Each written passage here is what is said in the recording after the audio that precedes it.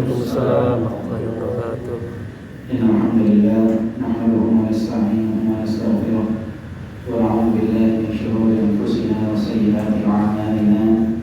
Man yahdihillahu fala mudilla lahu wa man yudlil fala hadiya lahu. Wa asyhadu an la ilaha illallah wahdahu la syarika lahu wa asyhadu anna Muhammadan 'abduhu wa rasuluh. Ya ayyuhalladzina amanu taqullaha haqqa tuqatih wa la tamutunna illa wa antum muslimun. Ya ayyuhan nas taqu rabbakum alladzi khalaqakum min nafsin wahidah wa khalaqa minha zawjaha wa batha minhuma rijalan katsiran wa nisaa. Wattaqullaha alladzi tasaaluna bihi wal arham innallaha kana 'alaykum raqiba.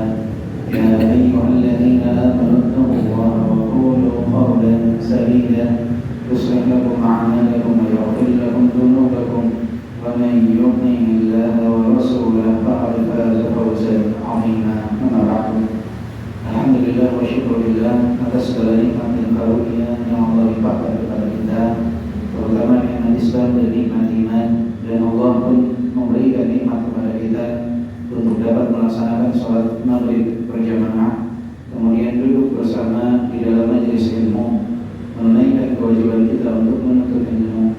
Rasulullah SAW bersabda, "Talabul ilmi fariidatun 'ala kulli muslim." Menuntut ilmu adalah kewajiban bagi setiap muslim. Dan juga Nabi SAW bersabda, "Dunia mal'unah mal'unatun ma fiha." Dunia ini terlaknat dan terlaknat seluruh yang ada di dalamnya. Illa dzikrullah wa ma wala wa 'alimun aw muta'allim. Yang dikecualikan dari yang terlaknat di dunia ini adalah yang pertama, Rasulullah SAW menyebutkan dzikrullah, zikir kepada Allah Subhanahu wa taala, wa ma wala, dan segala bentuk ibadah kepada Allah Subhanahu wa taala, wa 'alimun aw muta'allim, dan orang yang berilmu juga orang yang menuntut ilmu.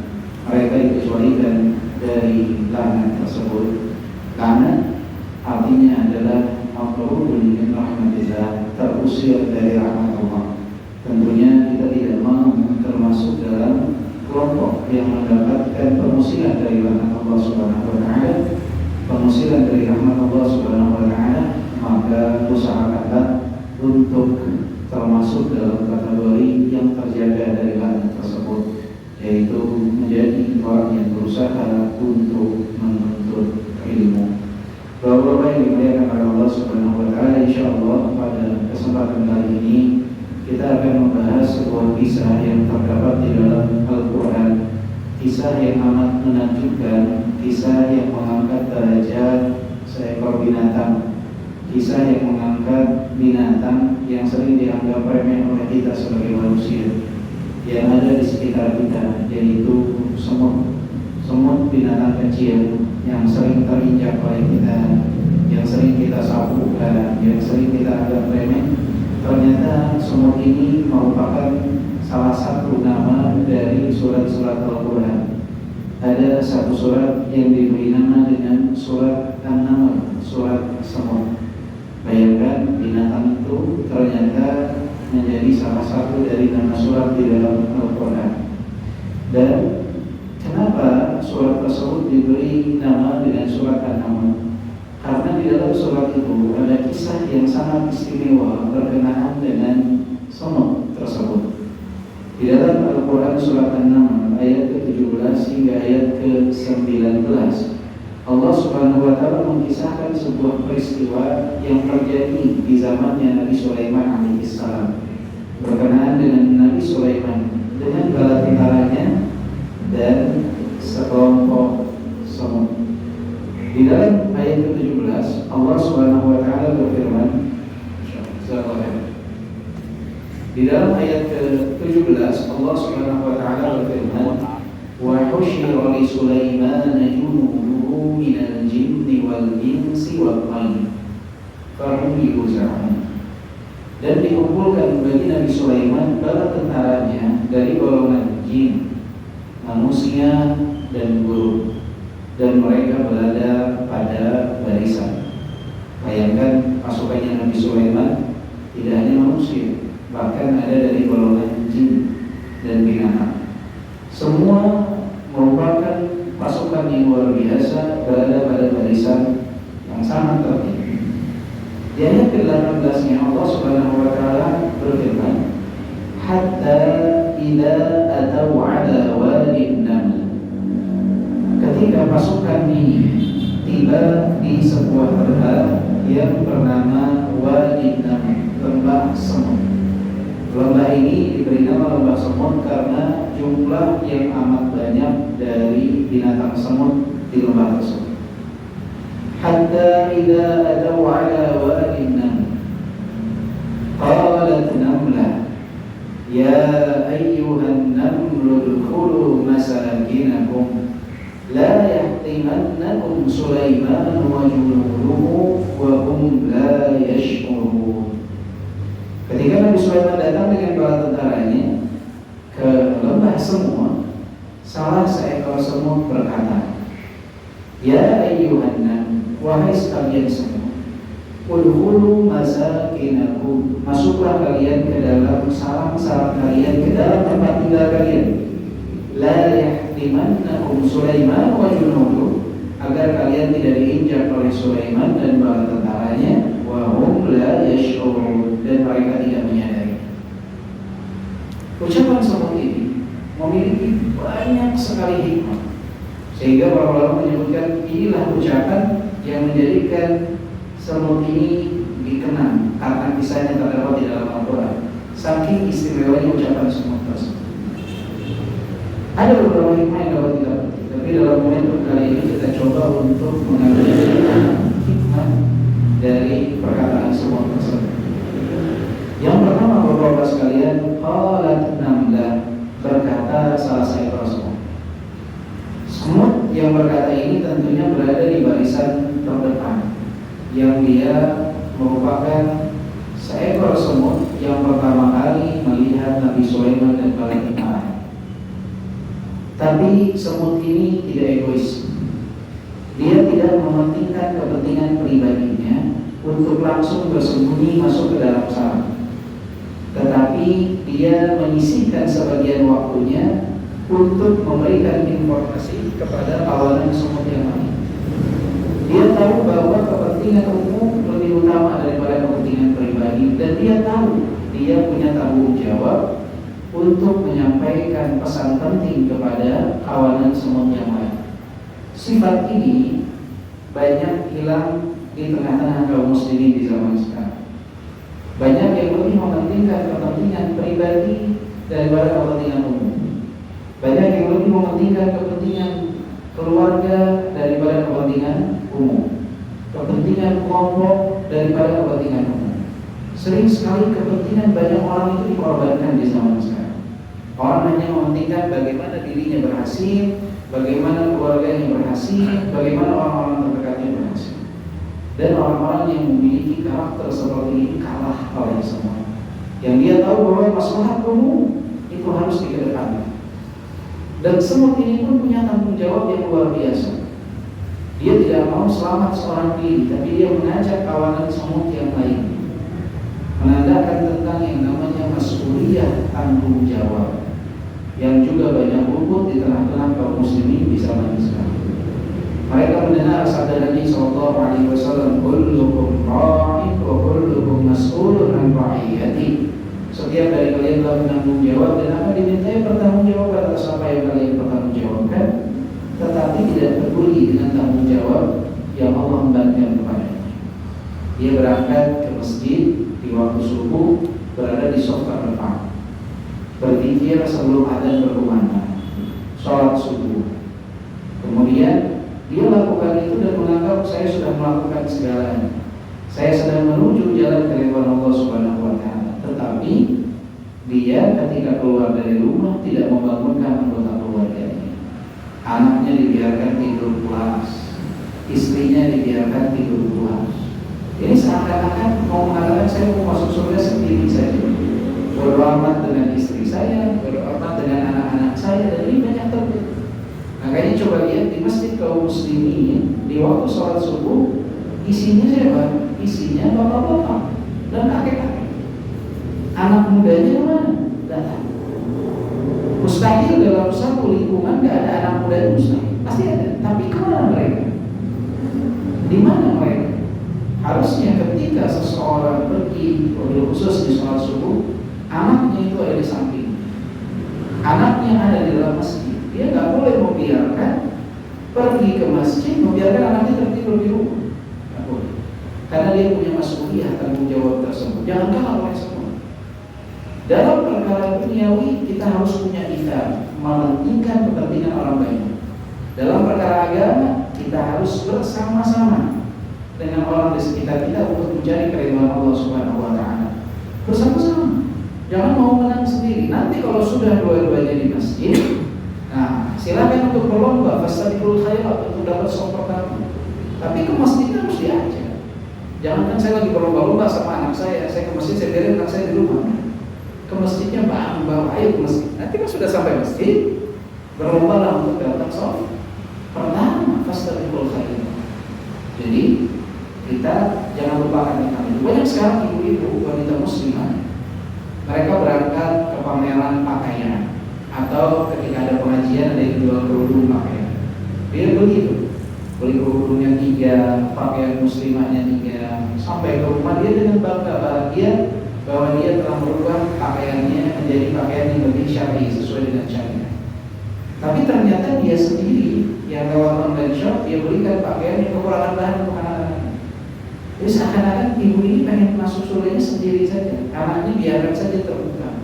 Saya saja yang tertutup, padahal orang lebih terfitnah oleh anaknya, oleh dia, oleh anaknya. Karena ibunya sudah tua, anaknya masih muda. Jadi konsep tanggung jawab ini banyak hilang di tengah-tengah kaum muslim. Di pekerjaannya hilang, di keluarganya hilang, dalam perkara dunia hilang, dalam perkara agama pun hilang.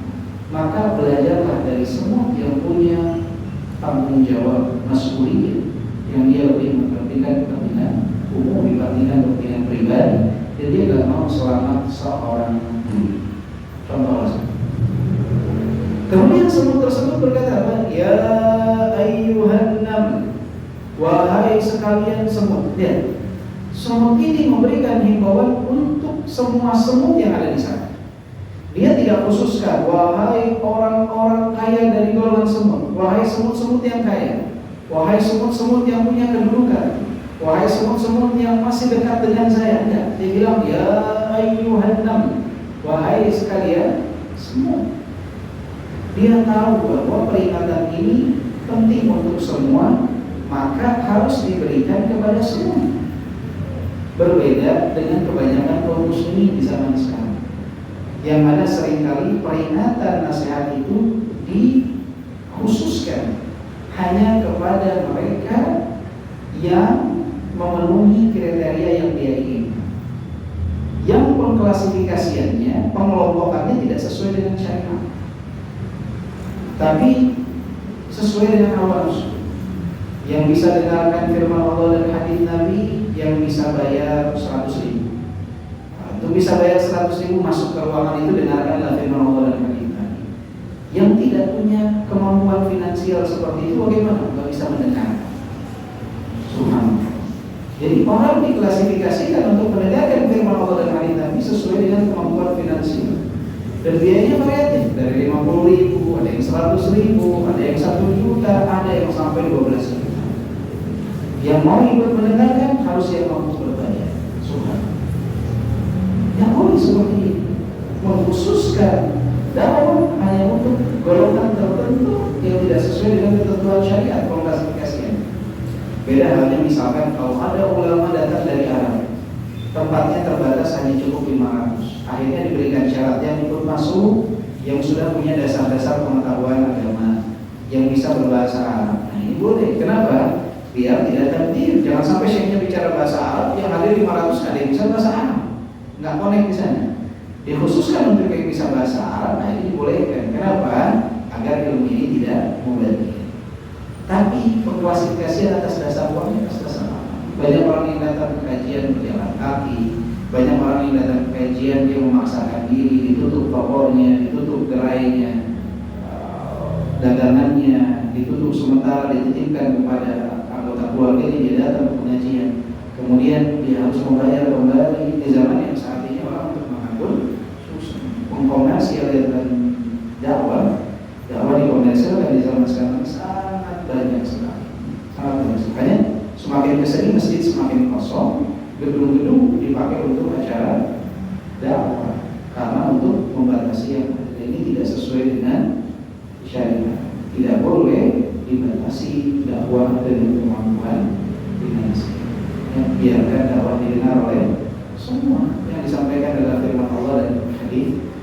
Kan kalau tujuannya lillah, dia harusnya senang semakin banyak yang hati, semakin banyak yang mendengarkan. Tetapi kalau dibatasi, ada pertanyaan, untuk apa dibatasi? Ada maksud tertentu. Semoga Allah jauhkan kita dari hal tersebut. Tapi inilah kita harus belajar dari semua. Sesuatu yang perlu diketahui semua sampaikan kepada semua. Tidak boleh dikhususkan hanya orang-orang tertentu saja. Yang ketiga, semua itu mengatakan, ya ayyuhan nam udkhulu masakinakum, masuklah kalian ke dalam sarang-sarang kalian, ke dalam tempat tinggal kalian. Ini perintah yang lugas, tegas, jelas. Enggak abu-abu, enggak multitafsir. Udkhulu masakinakum, masuklah ke dalam sarang-sarang kalian. Ini yang harus kita contoh saat kita memberikan perintah di tempat kita bekerja kepada bawahan, saat kita di rumah memberikan perintah kepada istri dan anak, memberikan himbauan, peringatan atau apapun, berikanlah yang jelas. Jangan multitafsir, jangan abu-abu, karena nanti mereka akan melaksanakannya sesuatu yang akhirnya tidak sesuai dengan apa yang kita inginkan. Sesuai dengan apa yang kita inginkan. Maka jika ingin sesuai dengan apa yang kita inginkan, perintahnya harus jelas. Sebagaimana semut memberikan perintah yang jelas. Coba kalau semut tersebut mengatakan, ya ayyuhan nam udkhulu, masuk. Bagaimana? Masuk ke mana? Nanti ada yang masuk ke kandang, ada yang masuk. Maka beda-beda. Tapi dia jelas udkhulu masa kita nggak boleh menjadikan perintah itu apa. Atau ketika ditanya tentang sebuah hukum oleh anak kita jawabnya apa? Akhirnya dia bingung sendiri, gimana sih yang benar ini, halal apa haram? Karena tidak jelas. Harusnya yang benar katakan benar, yang salah katakan salah. Dan tidak perlu mengikuti kebanyakan orang. Karena kalau seseorang yang ditanya mengikuti kebanyakan orang dalam perkara agama, maka tinggal menunggu kehancuran. Yang benar katakan benar, yang salah katakan salah. Tetapi penyampaian kebenaran harus dengan cara yang baik. Tidak boleh menyampaikan kebenaran dengan cara yang buruk. Karena orang itu condong melihat cara menyampaikan daripada apa yang disampaikan itu sendiri. Kenapa? Coba kita kalau ada dua orang yang datang ke kita, yang satu mau nyuntik kita, Pak. Nyuntik sakit ya? Sakit. Tapi orang yang menyuntik ini ngusap tangan kita, senyum ke kita, ya? Dia nyuntik, masukkan ke kita vitamin misalnya. Selesai itu kita akan bilang ke dia, terima kasih, jazakallahu khairan. Padahal sakit disuntik itu. Tapi caranya dia buat. Kemudian ada orang yang kedua ngasih ke kita nasi padang, Pak, tapi dilempar kepada kita. Nih nasi padang ambil. Kita senang apa marah? Marah.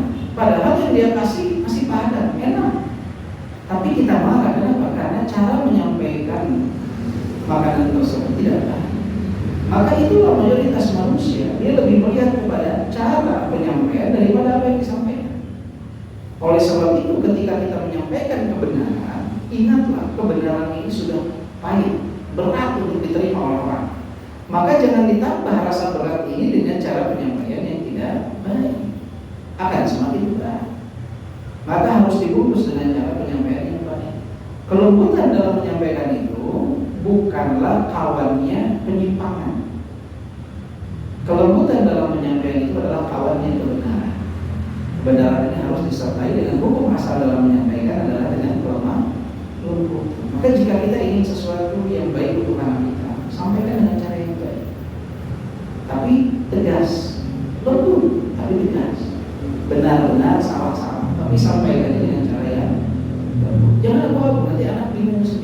nanti istri bingung sendiri. Gas ya, 1, 2, 3. Jangan begini, sulit untuk diterka. Ya. Akhirnya nanti akan kacau balau. Contohlah semut, bagaimana cara mereka menyampaikan. Kemudian semut tersebut mengatakan apa? Ya Tuhan, udkhulu masakinakum la yahtimannakum Sulaiman wa junuduh, agar kalian tidak diinjak oleh Sulaiman dan para tentaranya.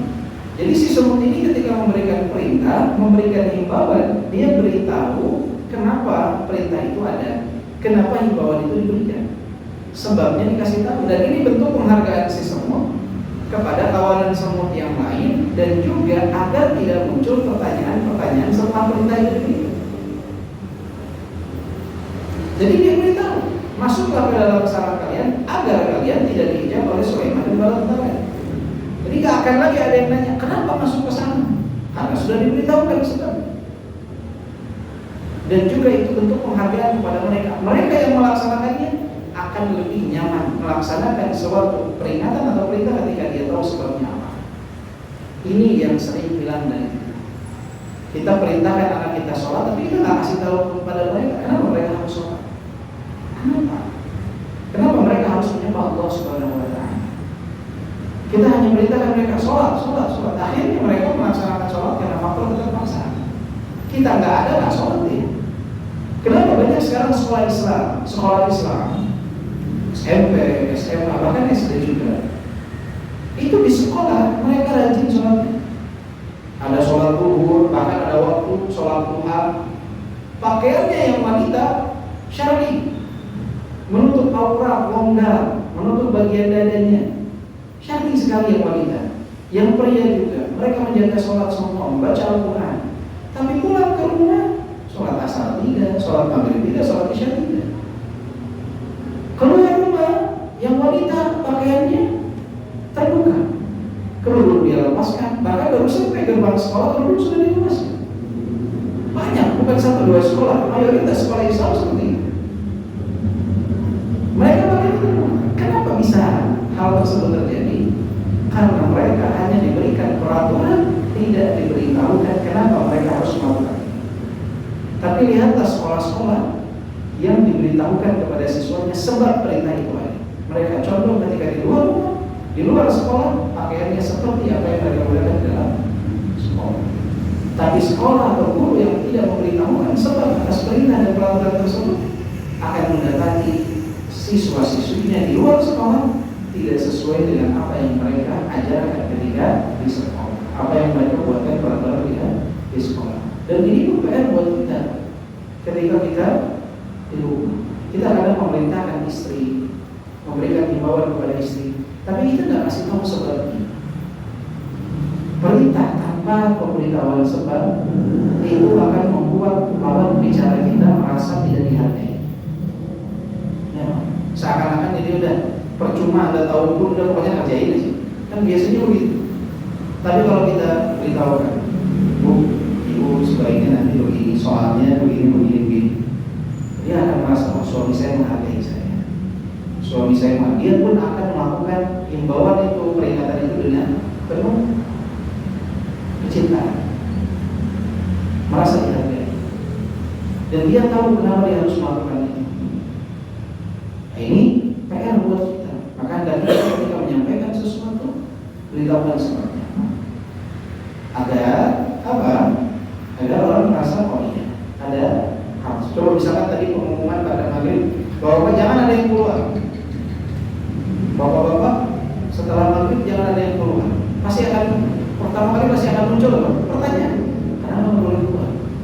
Kenapa jangan keluar? Saya keluar. Kenapa saya dilarang-larang seperti itu? Betul ya? Atau ada yang minimal bertanya, kenapa? Akhirnya nggak nyaman. Tapi kalau bapak-bapak sebagaimana tadi disampaikan, setelah sholat nanti akan ada kajian. Jika ada peluang waktu silakan. Kau tahu kenapa saya tidak boleh dulu keluar atau jangan himbau untuk tidak keluar karena akan ada kajian. Itu beda dengan larangan tanpa ada kesalahan. Maka contoh langsung. Semut itu memberikan himbauan dan dia memberikan sebabnya kenapa. Dan insya Allah jika kita lakukan itu, kita ajarkan anak kita kenapa anak kamu tuh saya perintahkan sholat, ayah perintahkan sholat. Kamu tuh Allah cintakan.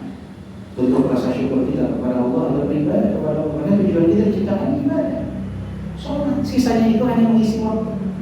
Kita ini hidup sholat, jadi sholat subuh, sholat zuhur, asar, maghrib, isya. Di sela-sela waktu tersebut kita mengisi dengan apa yang bermanfaat. Beres sholat subuh kerja, sekolah, sambil nunggu zuhur. Pas sudah zuhur, sholat. Setelah sholat zuhur, silakan makan siang, istirahat, sambil nunggu asar. Setelah asar silakan melakukan aktivitas, kamu main boleh dengan kawan-kawan sambil nunggu maghrib. Karena hidup kita intinya untuk ibadah, sisa waktunya mengisi waktu. Jangan dibagi. Sholat sesuatu. Ketika konsep-konsep dasar itu diajarkan kepada anak, mau kita pergi sepekan, 2 pekan, mencari nafkah di luar kota, insya Allah anak kita tetap akan menjaga sekolah. Tapi kalau kita nggak pernah membuka pikiran dia, nggak pernah berbincang dengan dia, maka dia nggak tahu alasan kenapa. Akhirnya ketika dia buka YouTube, buka media sosial, ada pemikiran-pemikiran menyimpang tentang hal tersebut. Akhirnya dia ikuti. Berarti saya nggak usah sholat. Dia lihat podcastnya orang-orang liberal, dia lihat videonya orang-orang yang berpemahaman liberal. Ternyata nggak harus ibadah, nggak harus sholat. Dia nggak punya benteng yang kuat, pemikirannya tidak diasari. Akhirnya dia mudah untuk tergelincir dalam syubhat-syubhat, kerancuan-kerancuan pemikiran. Salahnya dari mana kita? Karena kita tidak memberikan informasi yang jelas kepada mereka, tidak membuka pikiran mereka. Kemudian yang kelima, semua tersebut mengatakan, la yahtimannakum Sulaiman wa junuduhu wa hum la yash'urun, dan mereka tidak menyadari. Jadi agar kalian tidak diinjak oleh Sulaiman dan bala tentaranya, sedangkan mereka tidak menyadari hal tersebut. Jadi taruhannya padahal nyawa nih. Mereka bisa saja diinjak oleh Nabi Sulaiman dan bala tentaranya meninggal, mati mereka. Tapi mereka masih memberikan udur wa hum la yash'urun. Andai kalian diinjak, bisa saja Sulaiman dan bala tentaranya itu nggak tahu. Bayangkan pemberian udur yang luar biasa.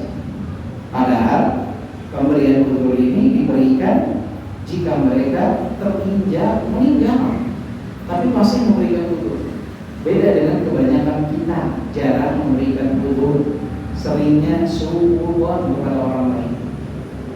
Nah, mendapat satu perlakuan yang tidak menyenangkan langsung suudzon.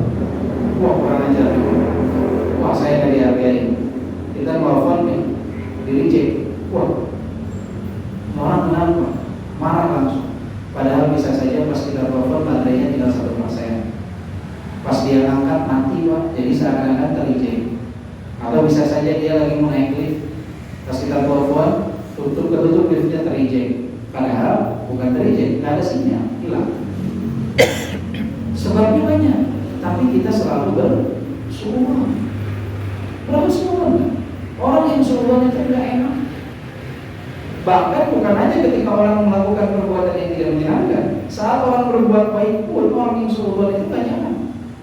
Coba orang yang suudzon dikasih makanan sama tetangganya ketok pintu bawa kue 1 piring.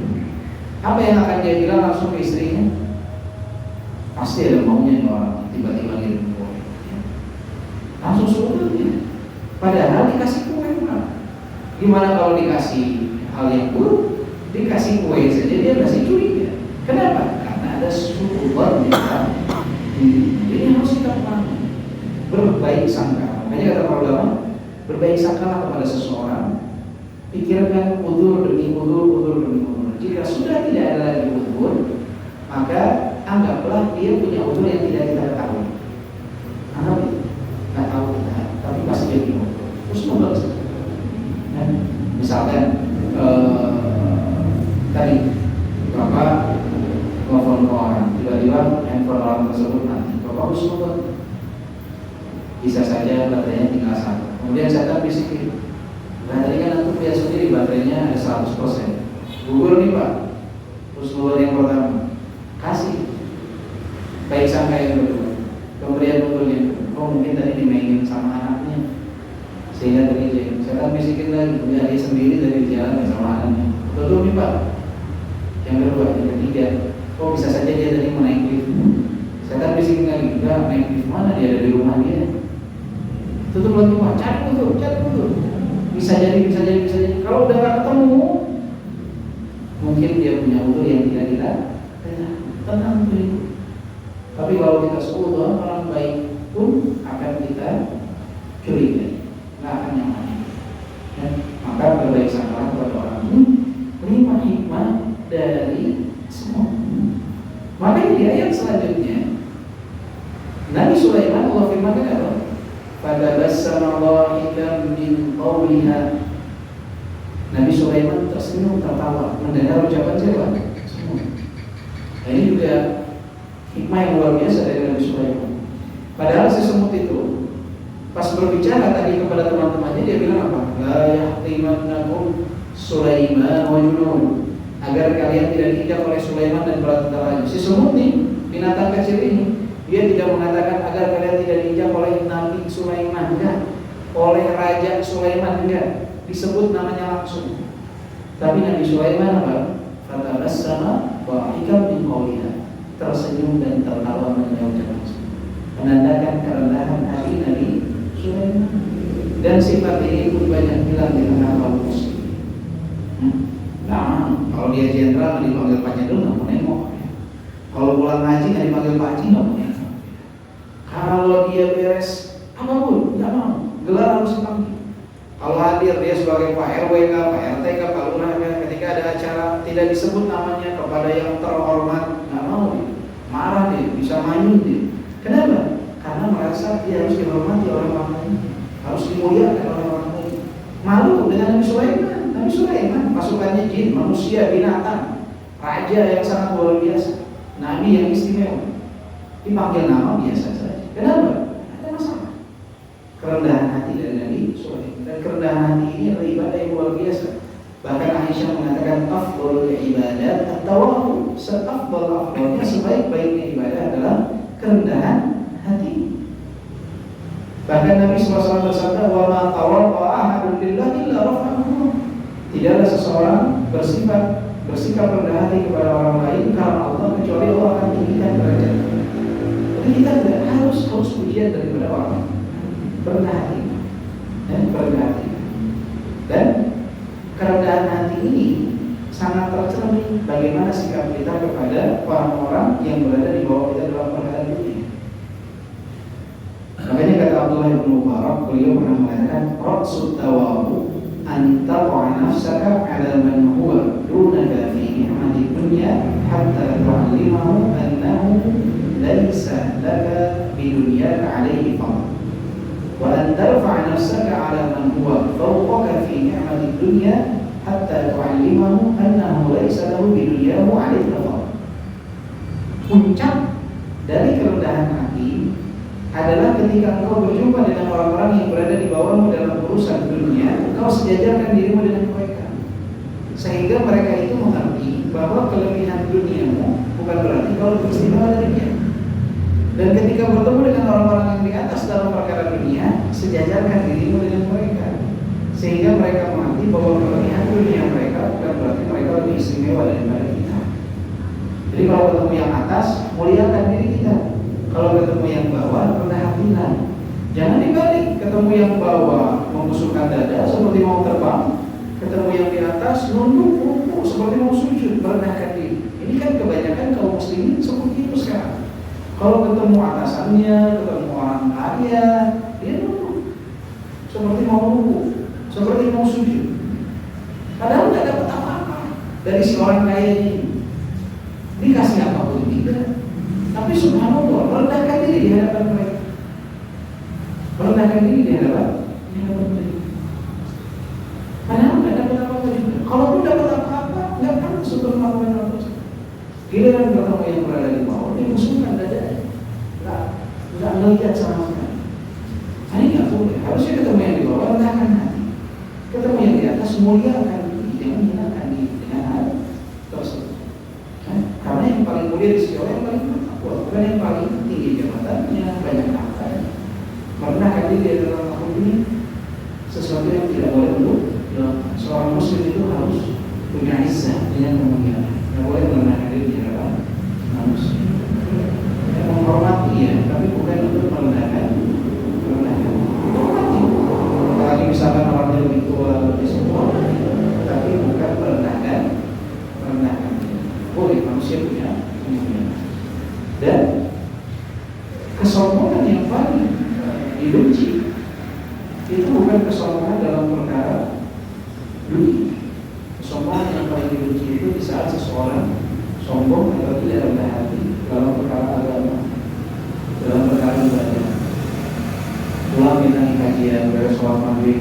sholat isya keluar, tak usah usungin dada. Ada orang lagi nongkrong, tegur, assalamualaikum Pak, sehat semua, tegur. Jangan seakan-akan saya mau pasti masuk surga, udah saya beres dari kajian, beres sholat, dia mau nggak sholat. Kenapa? Mungkin Allah beri hidayah di akhir hayat. Tugas kita bukan menjudge mereka, bukan memvonis mereka, tapi menasihati dan mengajak, mendoakan mereka, itu tugas kita. Jadi nggak boleh sombong dengan amalan soleh, sombong dengan ketakwaan, sombong dengan ilmu. Itu adalah sesuatu yang paling tidak baik. Karena harusnya orang yang soleh, orang yang bertakwa, orang yang berilmu adalah mereka berada di barisan terdepan untuk memiliki kerendahan hati. Kemudian Nabi Sulaiman di dalam ayat tersebut, fatabassama dhahikan min qawliha wa qala rabbi awzi'ni an ashkura ni'mataka allati an'amta wa 'ala walidayya. Meminta Nabi Sulaiman kepada Allah Subhanahu wa taala agar dapat mensyukuri nikmat yang Allah karuniakan kepadanya dan kepada orang tuanya. Wa an a'mala salihan tardah, dan melakukan amalan saleh yang engkau ridhai. Wa adkhilni bi rahmatika fi ibadika shalihin, dan masukkan aku ke dalam golongan hamba-hambamu yang saleh. Subhanallah. Jadi Nabi Sulaiman minta agar menjadi hamba yang bersyukur.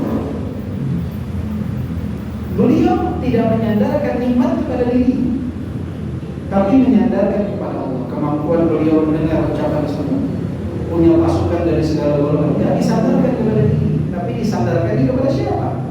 Kepada Allah. Karena itu dari Allah, bukan kecerdasan kita, bukan karena kekuatan kita, dari Allah Subhanahu wa taala. Kalau bukan dari Allah Subhanahu wa taala, menjadi apa? Nabi Sulaiman sadar itu, semua dari Allah Subhanahu wa taala, sehingga beliau minta agar menjadi hamba yang bersyukur. Kenapa? Wa qalilun min ibadiy syakur. Sedikit hamba yang bersyukur kepada Allah. Jadi Nabi Sulaiman tidak mau jadi orang yang kufur nikmat, ingin menjadi hamba yang bersyukur. Dan setelah meminta menjadi hamba yang bersyukur, Nabi Sulaiman meminta agar dapat menjadi orang yang beramal saleh yang diridhai oleh Allah. Kenapa? Karena rukun syukur salah satunya adalah beramal. Syukur itu rukunnya 3. Diyakini dengan hati, diucapkan dengan lisan, dan diamalkan dengan perbuatan. Nabi Sulaiman ingin menjadi hamba yang bersyukur, memenuhi 3 rukun. Dengan hati, dengan ucapan, dan ingin beramal saleh. Minta Nabi Sulaiman, bayangin Nabi minta agar dapat beramal saleh sebagai bentuk rasa syukur. Karena Allah berfirman, "I'malu ala Daud syukra." Beramalah keluarga Daud sebagai bentuk rasa syukur kepada Allah Subhanahu wa taala.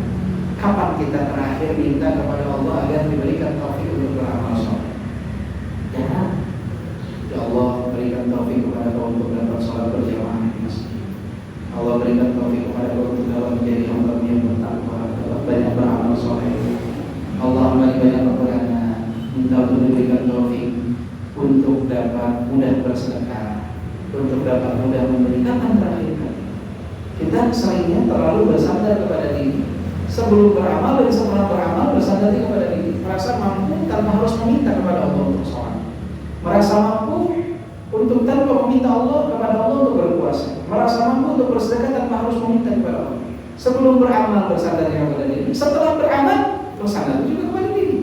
Setelah beres beramal nggak pernah, ya Allah terima amalanku, ya nggak pernah minta seperti itu. Kita malu dengan para nabi. Nabi Sulaiman minta agar diberikan taufik untuk beramal saleh. Lihat Nabi Ibrahim dan Nabi Ismail selesai membangun bangunan yang paling mulia, yang diperintahkan oleh Zat yang Maha Mulia. Selesai melakukan tugasnya oleh 2 nabi yang mulia, mereka mengatakan, Rabbana taqabbal minna innaka antas samiul alim. Ya Rabb, terimalah amalan kami, sesungguhnya Engkau Zat yang Maha Mendengar dan Zat yang Maha Mengetahui. Jadi sebelum beramal para nabi itu menyandarkan kepada Allah, dan setelah beramal menyandarkan kepada Allah. Ini PR besar buat kita. Jangan minta sama Allah untuk dapat beramal soleh, dan setelah beramal soleh jangan minta, ya Rabb terima sholat beliau, terima puasa. Kita lupa bahwa diterima dan ditolaknya amalan itu hak prerogatif Allah, cuma haknya Allah, kita nggak bisa. Mau kita melaksanakan sudah semaksimal mungkin, kalau Allah nggak terima, nggak terima. Makanya mintanya kepada siapa? Jadi PR buat kita, contohlah para nabi sebelum beramal minta kepada Allah untuk dimudahkan. Setelah beramal minta kepada Allah untuk diterima amalan. Jadi itu dua permintaan kita sebelum dan setelah beramal. Harus sadar bahwa kita bisa beribadah sama Allah. Kita bisa kumpul sekarang karena taufik dari Allah. Di saat orang sibuk dengan kehidupan dunianya di luar, dengan kemaksiatannya di luar, Bapak dipilih oleh Allah untuk duduk di masjid, sholat, mendengarkan kajian. Ini apa? Taufik dari Allah Subhanahu wa Ta'ala. Mungkin anggota keluarga terdekat kita juga tidak dapat nikmat ini. Anak kita, coba kita sekarang mikir anak kita dari mana? Yang masih muda-muda, dia lagi dengarkan kajian kan? Atau dia lagi main game kan? Atau dia lagi keluar? Kita nggak tahu. Allah berikan taufik kepada kita, dipilih kita. Maka kita minta kepada Allah, terima amalan saya dan jangan cabut nikmat itu. Minta kepada Allah Subhanahu wa Ta'ala, minta kepada Allah agar keluarga kita juga ikut untuk dapat merasakan nikmat itu. Karena tidak ada kenikmatan yang lebih nikmat dari ibadah.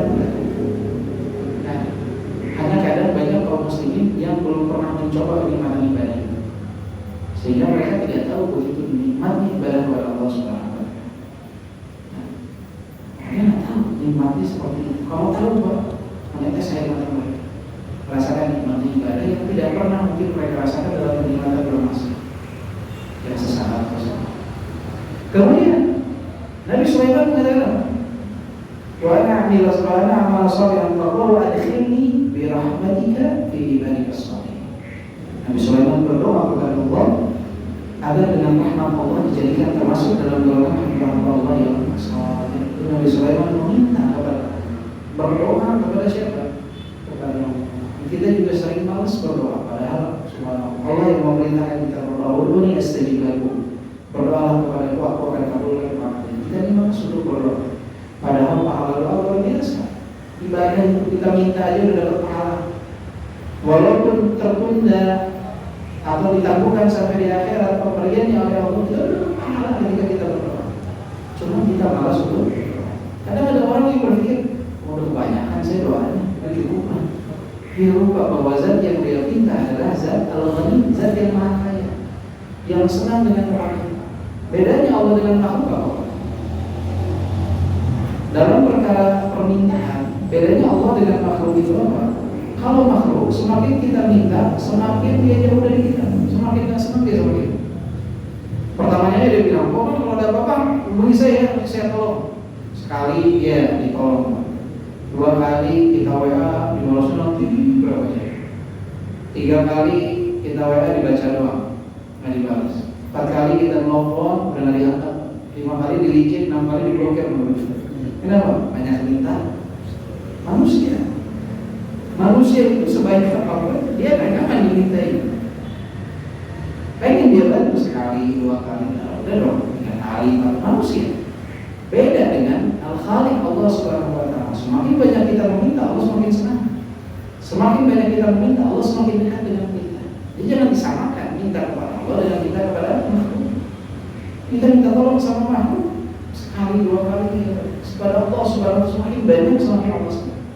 Dan jangan sampai dosa kita menghalangi kita dari doa. Kadang kita merasa saya banyak dosa, malu berdoa sama Allah, jangan. Sufyan bin Uyainah mengingatkan kita tentang iblis. Kata Sufyan bin Uyainah rahimahullah, iblis itu seburuk-buruknya makhluk. Dia tahu kalau berdoa harus ke siapa. Iblis itu lebih tahu kemana berdoa dibandingkan banyaknya kaum muslimin di zaman sekarang. Iblis itu ketika minta ditangguhkan sampai hari kiamat, mintanya kepada siapa? Kepada Allah. Qala rabbi awzi'ni fa'anzirni ila yaumil qiyamah. Ya Rabb, tangguhkan aku hingga hari kebangkitan. Minta sama Allah. Allah ijabah tidak? Allah ijabah. Fa innaka minal munzirin ila yaumil waqtil ma'lum. Kata Sufyan bin Uyainah, iblis minta sama Allah. Tahu dia harus minta ke siapa? Minta kepada Allah, Allah kabulkan. Ini banyak kaum muslimin enggak tahu harus mintanya ke siapa subhanallah. Minta malah ke makhluk, minta ke jimat, minta kepada Allah subhanahu wa ta'ala. Jangan malah sama iblis. Dan jika iblis saja seburuk-buruk makhluk dia minta sama Allah, Allah kabulkan, apalagi kita yang meluput dan sujud kepada Allah Subhanahu wa Ta'ala. Jadi jangan sampai kata Sufyan bin Uyainah, Maksiat kita menghalangi kita dari berdoa kepada siapa? Kepada Allah Subhanahu wa taala. Jadi ini Pak, kisah singkat dari kisah semua 3 ayat yang kita bahas. 3 ayat ini kisahnya luar biasa, hikmahnya banyak. Ini hanya sebagian yang kita bahas. Dan ini belum sampai setengah halaman dari Al-Quran. Jadi bisa dibayangkan dalam Al-Quran itu banyak pelajaran, banyak Al-Quran ini pedoman hidup kita. Nah ternyata untuk membahas 3 ayat saja butuh hampir 1 jam. Bayangkan. Ini kalau kita luangkan waktu Pak, Al-Quran ada berapa juz? 30 juz. 1 juz rata-rata 20 halaman. 1 juz itu kalau dibuat kajian tafsir Quran selama 1 tahun itu belum tentu cukup. Yang pernah ikut kajian tafsir tahu mungkin nggak sampai setengah juz setahun. Ya. Setengah juz saja sudah istimewa. Kan kalau setengah halaman 1 jam, berarti 2 halaman itu butuh 20. Berarti 20 halaman butuh berapa pekan? 40. Hitunglah 1 juz selesai 1 tahun. Hitung 1 juz selesai. Berarti kalau kita rutin tiap pekan kajian tafsir saja 1 tahun baru selesai 1 juz. Berarti butuh berapa tahun untuk selesai 30 juz? 30 tahun. Terus bagaimana dengan Sahih Bukhari, Sahih Muslim, Riyadhus Shalihin, Umdatul Ahkam, Bulughul Maram, hadis-hadis Nabi. Jadi kalau kita agak belajar, kapan kita bisa mempelajari pedoman ini? Jangan sampai guru meninggal, pedoman hidupnya belum dibaca semuanya, belum dipelajari semuanya. Kan harusnya sebelum balik itu kita udah beres tahu di pedoman hidup kita harus ini. Masalahnya kita nih udah jalan, pedoman belum beres dibaca. Kayak orang udah naik mobil, dia nyetir, dia belum pernah belajar cara nyetir gimana. Teorinya pun belum, langsung praktek nih. Tanpa ada yang mengajarkan. Kira-kira bakal nabrak terus ya? Itu kita banyak nabrak, banyak langgar sini, langgar sana. Karena kita udah jalan, pedoman hidup dulu kita baca. Tidak masalah, nggak ada kata terlambat. Tapi yang perlu kita ketahui, semaksimal apapun kita belajar, ilmu itu nggak mungkin semuanya kita dapat. Ya. Tapi para ulama memberikan peringatan kepada kita, yang terpenting itu bukan kita kuasai semua ilmu atau tidak. Tapi saat Allah wafatkan kita ada di jalan menuntut ilmu apa enggak? Jadi nggak harus selesai semuanya, tapi pas Allah wafatkan kita, kita lagi di jalan. Saat Allah wafatkan kita, saya ini ada kajian setiap pekan, saya belajar di sana. Atau sepekan 2 kali saya ikut pengajian, belajar baca Quran, belajar wudu, belajar sholat. Ya.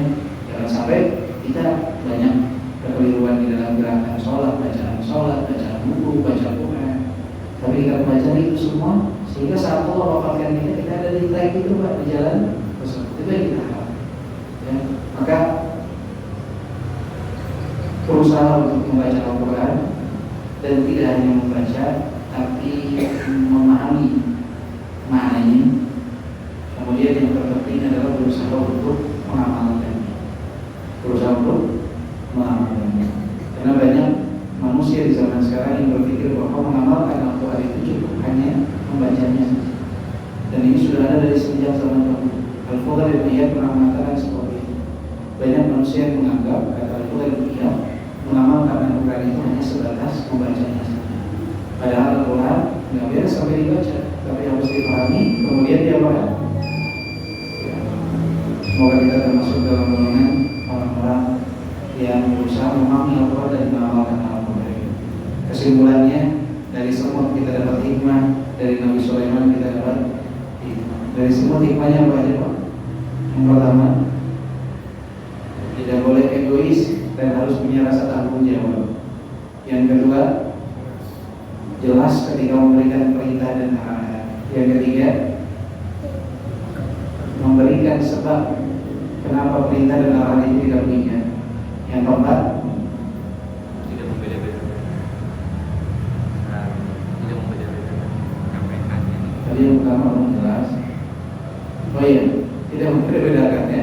Tidak membeda-bedakan yang kedua tadi. Tidak membeda-bedakan artinya tidak mengklasifikasikan. Kalau memang peringatan itu semua yang berikan untuk.